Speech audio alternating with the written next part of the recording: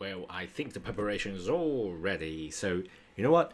I'm going to use the cursor, which is one of my personal favorites, editor nowadays. And I also develop like an iOS app and Android app, so I have to use like Xcode as well as the Android Studio, something like that.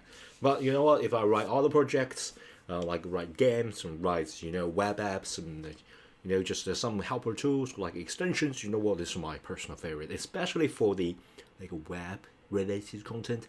It's just so much easier than any other. This is just my personal opinion, my favorite. So you know what, I use this.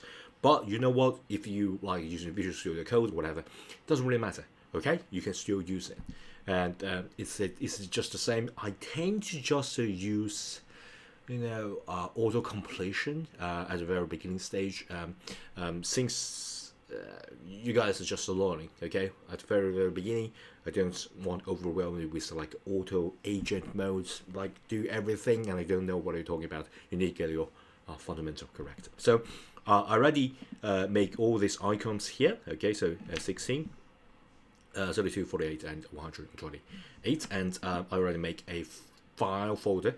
Your first Lippa extension. You know what? My name is Lippa, right? So Lippa is by the way, it's Japanese for good. So it's amazing extension, good, amazing, something like that, loosely translated. So you know what? I made this name your first amazing extension with a little bit personal flair, if you know what I mean. Okay, so yeah, so you can just open the whole thing, and then boom, you got the whole project opened up, and you can start coding. So that's is all the preparation. Okay,